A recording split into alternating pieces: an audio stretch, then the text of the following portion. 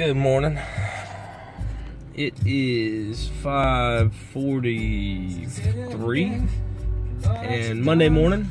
I want to first thank God that I have a life that isn't absolutely controlled by my addiction and self.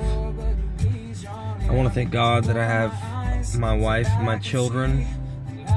I have my mom. I still have my dad, because I've got some news. I figured I'd start off this video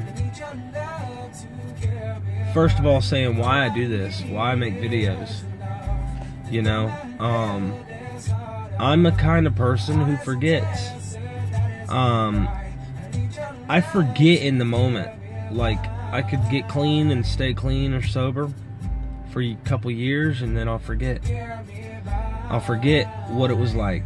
I'll forget exactly the very details that I went through. So these videos are not just for everyone who's watching or scrolls by and sees the videos.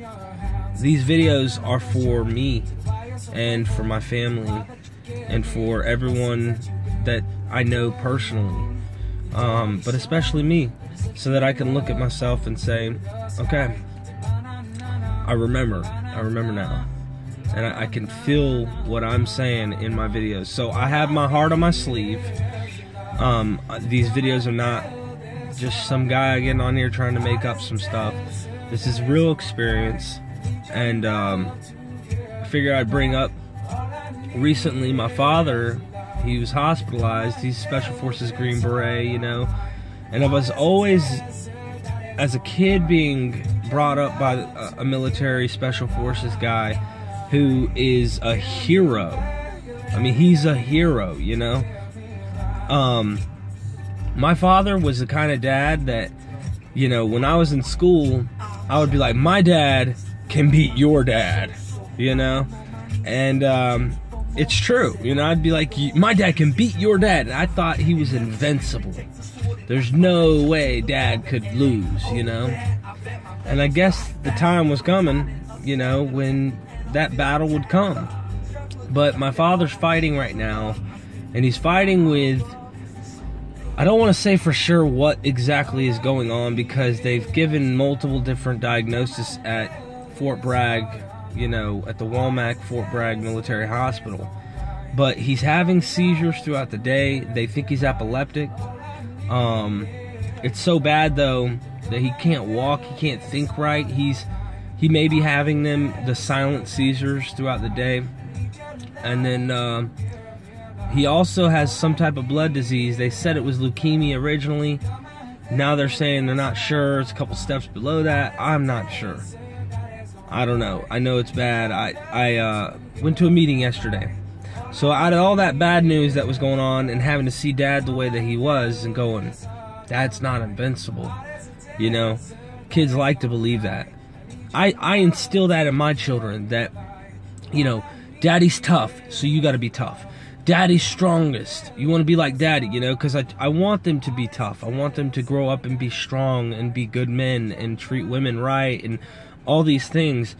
And I figure I would say that Dad isn't invincible, and it's hard. Even that little childhood, and I knew this logically. I knew on a scientific, obviously my father's not invincible. Obviously my father can be beaten. Obviously my dad always taught me growing up too, there's always someone better than you.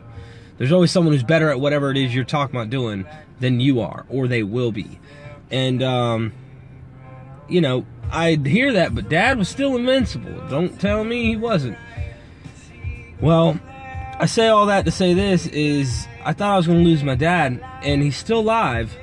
But I went to a meeting yesterday, Sunday 11 a.m.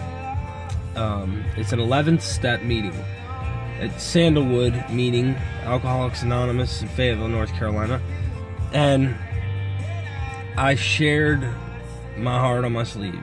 I cried, I just kind of opened up, and I was like, I told myself, if my father passes, I'm not sure what I'm gonna do. I said, I might drink one last time for my father, you know.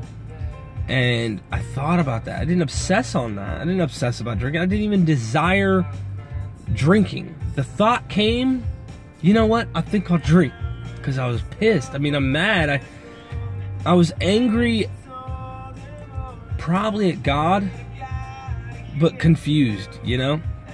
And I sat there and I said, you know what? I think I'll drink one more time for my father. I'll just have one drink.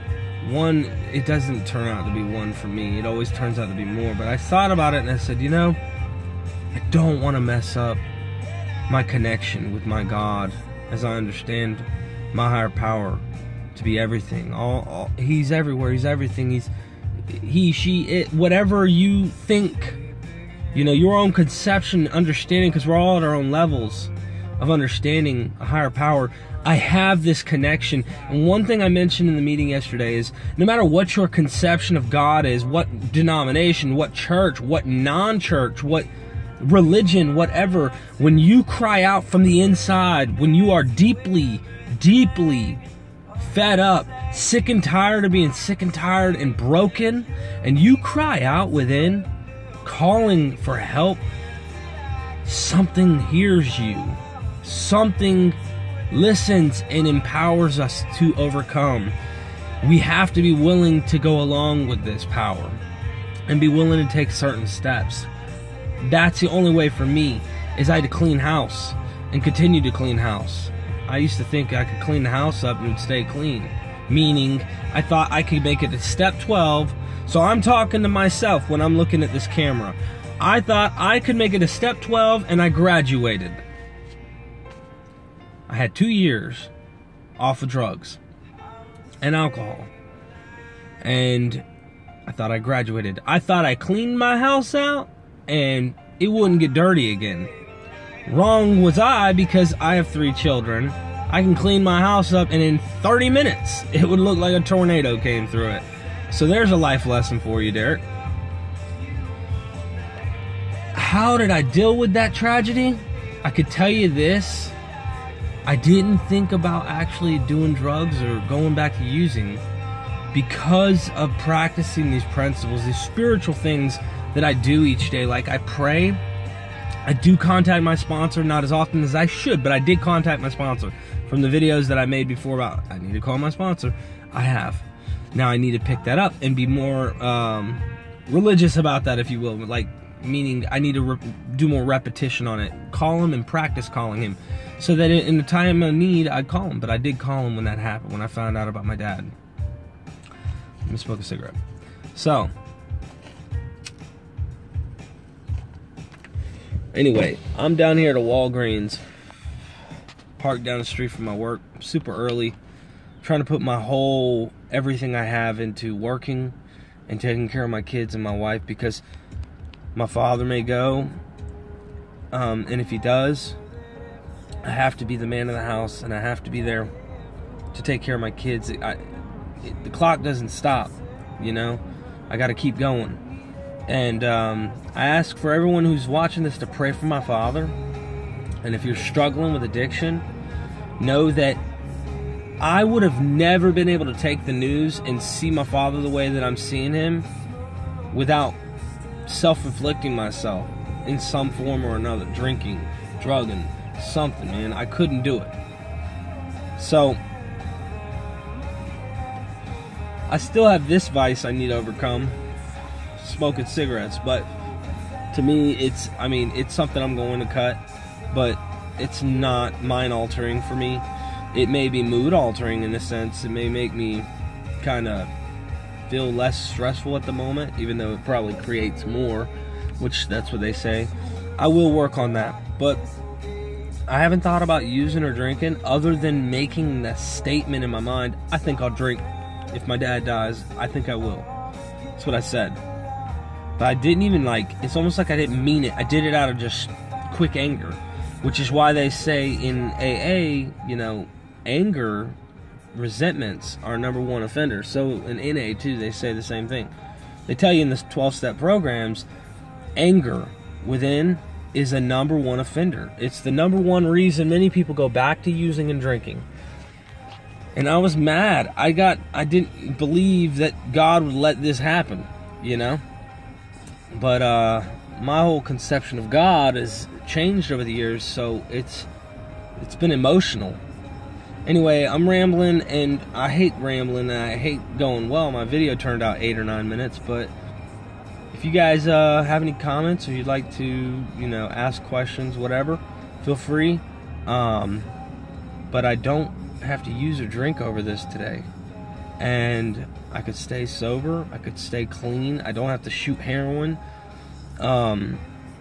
This video was not like a heroin-centered video, as it normally has been in many cases, but it is how I've been dealing with this tragedy, and I'm kind of making it a diary type thing, you know? Anyway, let me know what you guys think, and I'll be praying for you all. I read all the comments below. I just don't have time to comment to every comment. So if you get a comment from me, understand, if you haven't got one, I've seen your you know, comment, and I do pray for you guys, and I love you guys. And anyway, that's it. 5:55. That's a long enough video, man. Have a good one, y'all. God bless you. Bye.